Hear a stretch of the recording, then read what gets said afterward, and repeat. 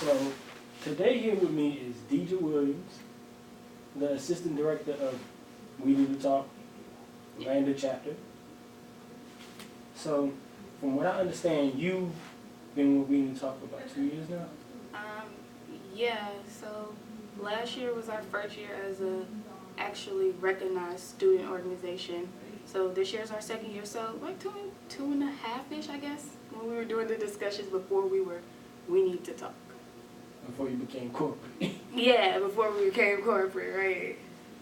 So let's take it back before you became an actual organization. What were some of the difficulties that you had to deal with? But I actually kind of just jumped into We Need to Talk with the discussion, light skin versus dark skin. I had never been to a discussion before, nothing like that. That was my first one, and I originally went just to hear what other people had to say, and then I was just like, I don't know what these people are talking about, let me put my input in. And then after that, Alan came to me. He was like, I really liked what you had to say. So we talked about it, and then we became really cool. And over the summer, he was like, so we're making We Need to Talk an actual organization. So I was like, okay, cool, I'm down for it. And he was like, you're going to help me. So I was pretty much like drug along on this journey. And if you let him tell it, he'll tell you I was like a headache the whole time and all of this. But it was difficult, I think. It was real difficult trying to get everything set up, because not only were we trying to become a student organization, but we were trying to become something much bigger. We were trying to become a business. So hearing him fuss at me for not getting all the business stuff done on his timeline, it was hard. I think it put a strain on everybody who was really involved with it. So along with that, you had to have some good times in there. Oh, most definitely.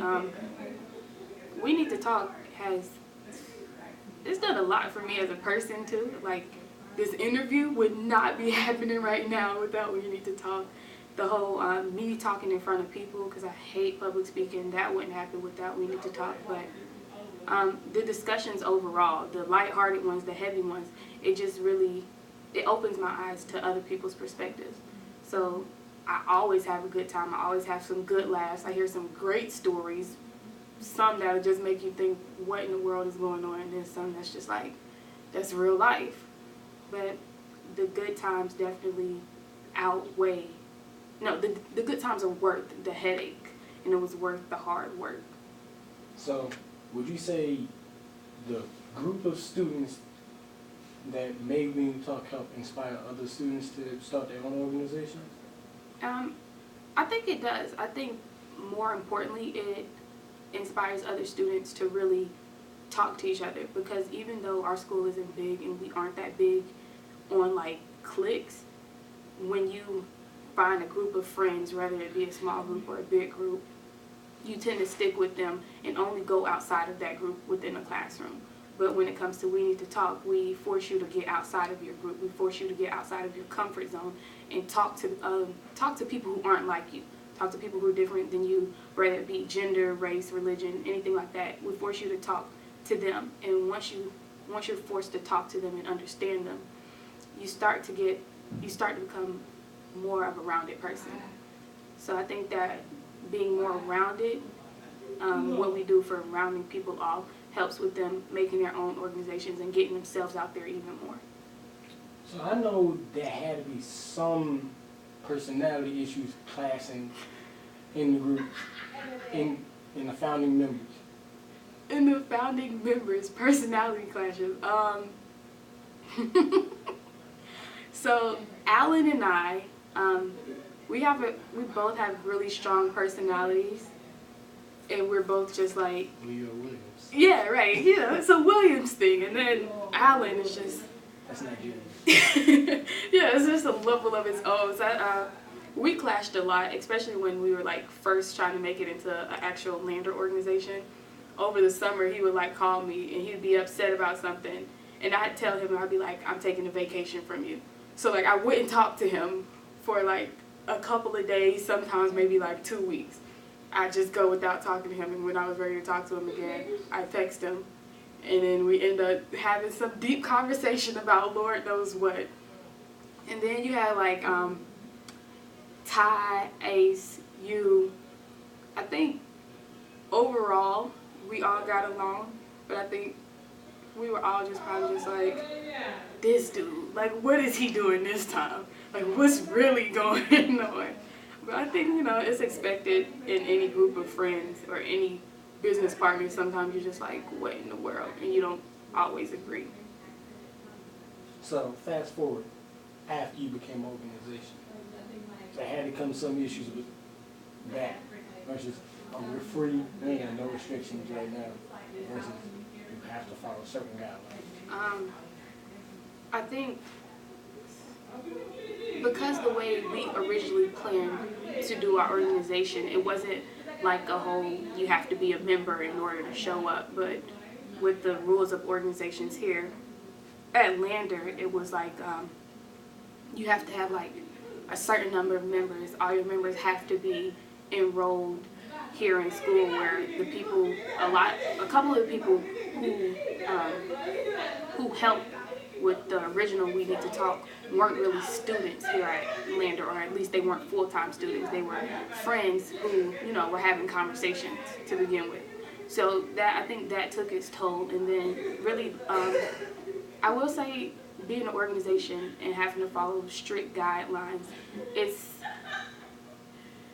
it kind of impedes on what we want to do sometimes, because our discussion topics can't, I guess you say they can't be too touchy, or like if it's a discussion topic that's not really understood by the faculty, we get questions like, what are you trying to do with this discussion? Are you trying to down people for it? Are you trying to do this or that? Where we have to explain ourselves a lot. So I think, you know, with things like that, with becoming an organization, it became a little bit harder, but it was just things that we basically had to deal with if we really wanted to do it. Kyle, as an organization, I know you got some accomplishments you would want to talk about. Oh, last year, our first year as an organization, we got Organization of the Year. Alan got, I think, a leadership award, and it was, oh my gosh, what is the third award? I can't, it's not coming to me off the top. I don't know, but it was just, it's something to do with planning. Yeah, it's something to do with planning and getting students involved. But for a first year organization, that was really huge. To get 3 awards in your first year is really big. And then not only awards, but you had, like, we built up such a great rapport with the student body.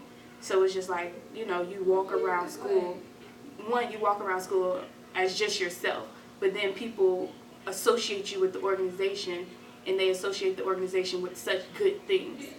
So we constantly had like really big groups to do our discussions with. And then when we did Nature versus Nurture as a FAUS event, I think we had over 300 students at that one alone. Then when we did our suit up event, we had the president, who was in his first year too. He saw what we were trying to do, and he told us like he really liked it and he wanted to be a part of it. So that gave us a lot of confidence too, coming out as a brand new organization. We were like a baby, and to get the president of your college to be like, I like what you're doing and I want to help you, it's a really big deal. And for him to want to expand on what we're doing is even bigger. But one of your biggest accomplishments, even as a first year organization, having more than one chapter. It is. That is one of our biggest accomplishments. Last year we went to Upstate to open our second chapter, and we were still in our first year of our chapter here at Lander, as an actual organization, where we got a student to head up the organization at Upstate. We got a faculty member to be the advisor, and we got the approval from the school. So within our first year, we opened up our second branch, and then this year we're opening up another branch at Valdosta State, which is in Georgia. So you know, like, you going in the state? Yeah, we trying to do it real big. Like, this is legitimately a business that we're trying to build, and we're trying to bring people together because of it. But I can't help but feel you forgot a school. I forgot a school. Coastal. Yeah, Coastal's still one of the ones that's in the works. We're still trying to get an advisor at Coastal, but Coastal looks like they should be coming on soon, along with actually what I just found out is UNC Charlotte. Yeah, so I mean, if we get Valdosta State and UNC Charlotte, then we'll be in 3 states now. Tri-state. Yeah, we'll be tri-state, so we'll be in 3 states: North Carolina, South Carolina, Georgia, and then we'll have what, 5 chapters? 3 here in South Carolina, 1 in North Carolina, 1 in Georgia.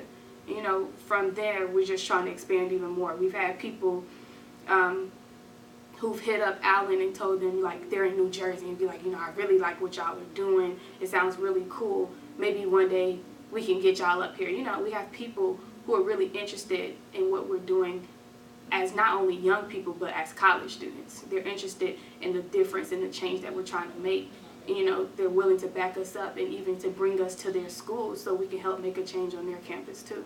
Speaking of that, as a up-and-coming organization, you have to have some people that want to just use y'all to further some of their own goals. I mean, I feel like that's with every organization. You have people who are just like, who want to come in and be a part of it to say that they were a part of something, especially with the organization that's growing at an exponential rate. With anything that's growing at an exponential rate, you're going to have people who want to come in and be a part of it to say that they're a part of it but not really put in their work. But I will say that those of us who were on the board and who had a lot to do with making We Need to Talk an organization, we've tried our hardest to make sure that we keep people around who are really genuine about the organization or who really want to see our organization succeed. So, you know, it happens every now and again, but it's not something you dwell on.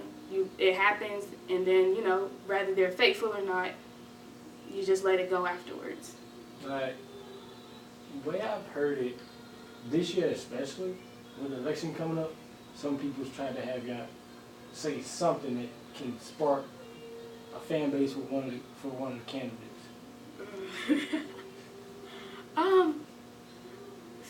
I think people always want you to pick a side, you know, so it's just like, you either left or you're right, you can't be in between.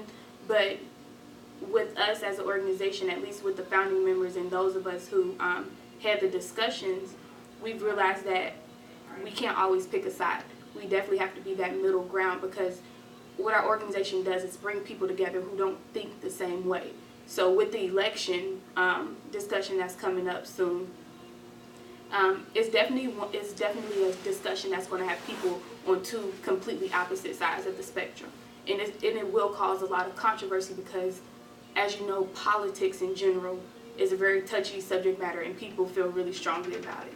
So if we are to put, if we insert our emotions and our personal thoughts in there too, it would only make a bigger rift in what's already happening and going on within the room.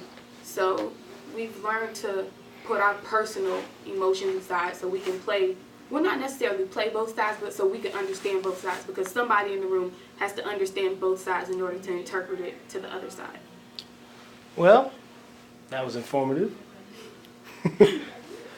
And congratulations on speaking on camera, since you said you would have never been able to do it without reading the talk. Yes. That's some personal growth for y'all. Thank you for talking to me.